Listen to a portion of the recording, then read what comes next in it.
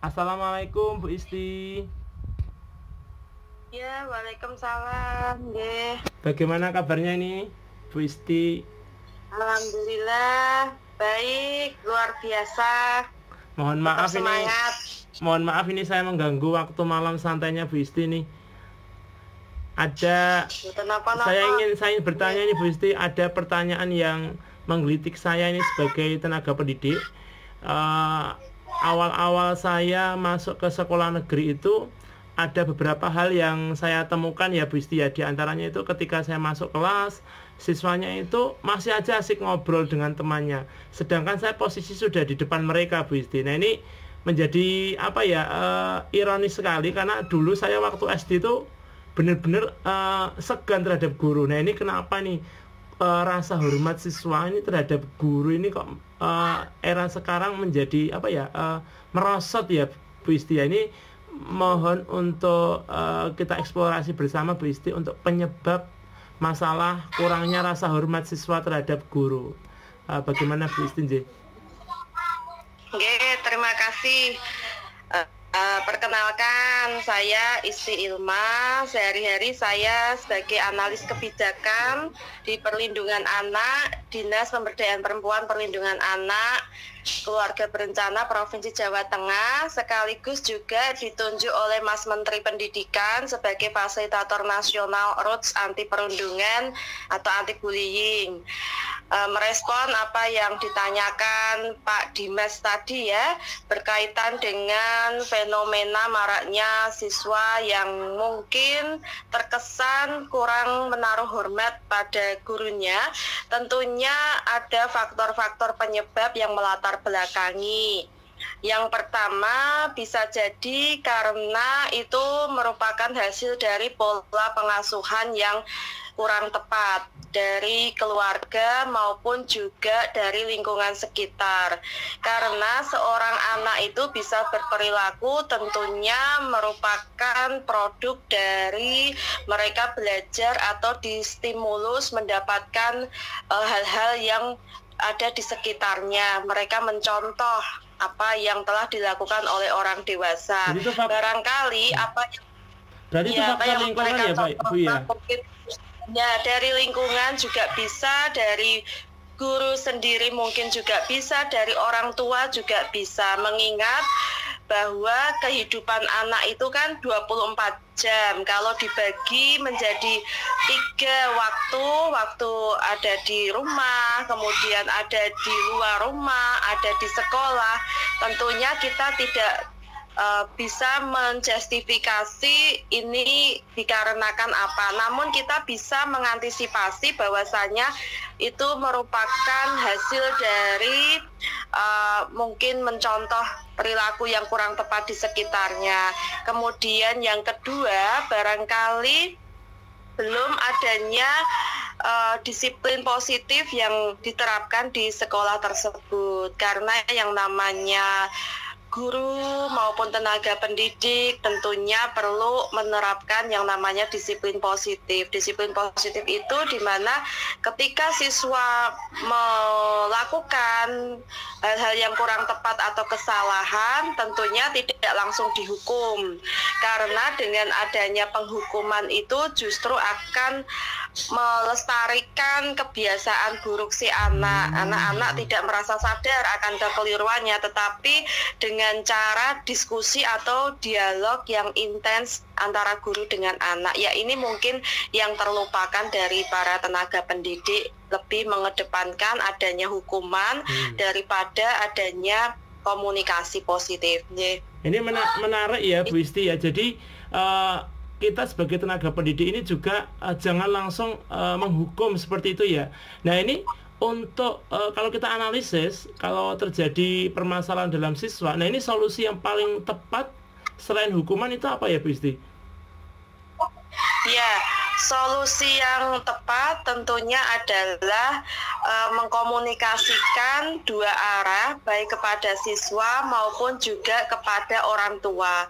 Karena bisa jadi anak berperilaku kurang tepat di sekolah merupakan hasil dari pengasuhan yang kurang baik di rumah atau di keluarga. Sehingga kita perlu kerjasama tidak hanya guru kepada siswa saja, tetapi juga dengan orang tuanya. Ya, pengasuhannya itu harus sefrekuensi. Kalau misalnya guru mendidik, membimbing, mungkin sudah baik, sudah benar, namun ketika kembali lagi ke rumah, bubrah lagi ya, buyar lagi, kembali lagi ke pengasuhan yang negatif, maka tentu tidak efektif. Sehingga untuk penanganannya tentu saja yang pertama guru memberikan komunikasi, dialog, apa faktor penyebabnya begitu kepada siswa, tapi juga tidak hanya ke siswa, juga dengan orang tuanya, sehingga keterlibatan antara sekolah dan pengasuhan keluarga di rumah itu menjadi penting, sehingga intervensinya akan lebih lengkap lagi, seperti itu. Nah, kalau itu untuk faktor eksternal dari segi pengasuhan, jadi di rumah ataupun di lingkungan mereka bermain ataupun di sekolah. Nah, menurut Bu Isti, apakah media itu juga ikut berperan ya dalam pembentukan karakter respek siswa terhadap guru, Bu Isti? Iya, bisa juga. Tadi saya sudah sampaikan bahwasanya faktor penyebab itu ada banyak hal ya. Ketika kehidupan seorang murid itu berada di 3 waktu. Waktu di sekolah, waktu di rumah bersama keluarga, dan waktu bersama komunitasnya. Kita tidak bisa mengontrol kapan mereka membuka media sosial. Nah, media sosial saat ini memang tidak bisa kita abaikan bahwa punya 2 sisi ya, sisi positif maupun negatif. Nah, ironisnya ketika sisi negatif itu dikonsumsi atau dilihat oleh para siswa dan tidak diimbangi dengan pengawasan, pengasuhan yang melekat dari orang tua ke anak, maka bisa jadi anak menelan mentah-mentah konten-konten yang disajikan yang kurang tepat tersebut.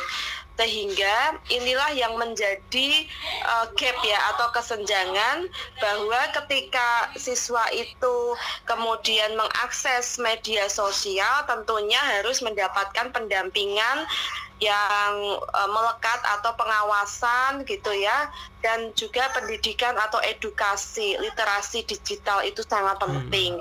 Dan agar siswa itu juga bijak dalam hal bermedia sosial, apa hal-hal yang boleh dia lihat, dia amati begitu, dan apa hal-hal yang tidak boleh. Tentu ini merupakan wujud dari pendampingan orang tua atau keluarga, sehingga kita tidak bisa hanya menjustifikasi atau menyalahkan pada satu pihak saja, yaitu siswa, tetapi oleh pihak-pihak juga yang memfasilitasi siswa tersebut bisa mengakses media sosial. Dan juga memang butuh adanya kedisiplinan maupun komitmen dari keluarga atau orang tua untuk bisa memberikan aturan main ya, kapan mereka boleh mengakses, kapan mereka harus belajar, seperti itu. Nah, ini memang apa, kita perlu ya membuat aturan main agar gempuran media sosial itu bisa diminimalisir, seperti itu. Karena kalau kita misalnya berkaitan dengan kebijakan pemerintah untuk menutup akses seperti itu, sepertinya itu sulit, tidak mudah. Ya, tapi yang bisa dilakukan adalah dari diri siswa sendiri dan tentunya dukungan dari orang tua maupun guru. Berarti kita juga harus sering-sering memberikan nasihat untuk pemahaman ya Bu Isti, pemahaman kepada siswa. Ya, betul. Jadi memang siswa itu tidak bisa dibiarkan sendiri untuk menyelesaikan permasalahannya, karena masih dalam konteks anak ya usianya. Sehingga anak ini kan butuh perlindungan dari orang dewasa dan sekitarnya. Seperti itu. Matur suwun sangat Bu Isti untuk tadi sudah disampaikan penyebab sekaligus solusi.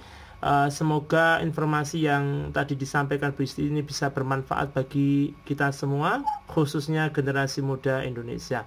Sekali lagi terima kasih dan mohon maaf mengganggu waktu malamnya ini Bu Isti.